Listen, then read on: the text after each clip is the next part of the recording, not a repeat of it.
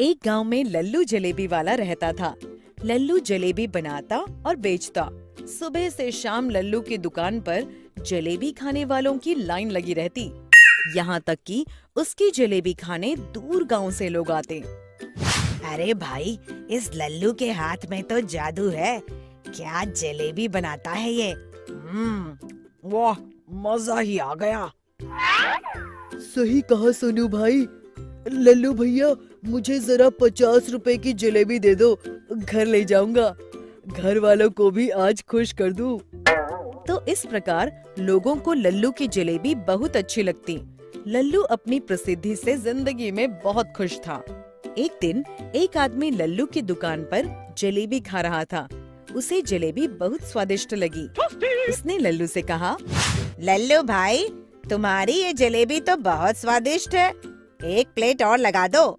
जलेबी तो उस आदमी को पसंद आ ही गई थी। खाते खाते उसने लल्लू से कहा, भाई मजा आ गया। ऐसा लग रहा है मानो किसी ने अमृत रस भर दिया हो इस जलेबी में। धन्यवाद भाई साहब, अब तो बस इसी काम की आदत हो गई। जलेबी बनाओ और खिलाओ। वैसे अगर जलेबी के साथ बढ़िया मलाईदार रबड़ी भी होती तो मजा आ जाता। आपकी बात ठीक है, पर मुझे सिर्फ जलेबी बनानी आती है। वैसे भी जलेबी बनाने में सारा दिन बीत जाता है, तो रबड़ी कैसे बनाऊं? अरे लल्लू भाई, क्या बात करते हो, उसके लिए हलवाई रख लो। एक बहुत ही बढ़िया रबड़ी बनाने वाले हलवाई को जानता हूँ। कहो तो कल ही उसे ले आता हूँ। विश्वास करो, दुकान और भी अधिक प्रसिद्ध हो जाएगी। अब लल्लू उस आदमी की बात गौर से सुनने लगता है और मन ही मन सोचता है, हमारी जलेबी तो चल ही रही है कब से। कुछ पैसे तो हम जमा कर ही चुके हैं, अब जरा काम को बढ़ाया जाए। अरे बाबू, हम तैयार हैं। चलो फिर ठीक है लल्लू भाई, कल सुबह मिलो। अगली सुबह वो आदमी रबड़ी बनाने वाले हलवाई को लल्लू से मिलवाता है और काम भी शुरू हो जाता है। अब लल्लू की दुकान पर जलेबी और रबड़ी का बोर्ड लग जाता है। ग्राहक दोनों का स्वाद लेने लगते हैं। हर ग्राहक को जलेबी के साथ रबड़ी खाने की इच्छा जरूर होती। ग्राहकों को जलेबी और रबड़ी का साथ खूब भाने लगा। धीरे धीरे रबड़ी वाला भी लल्लू से जलेबी बनाना सीख लेता है। इसी प्रकार कुछ दिन बीत जाते हैं। एक दिन रबड़ी वाला लल्लू से आके कहता है, अरे लल्लू भैया, हम शहर तक जा रहे हैं सामान लेके, 2 दिन में आ जाएंगे। ठीक है भाई, आ जाना जल्दी।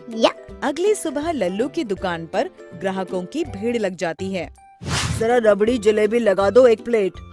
अभी तो सिर्फ जलेबी है भाई, जलेबी खाओ।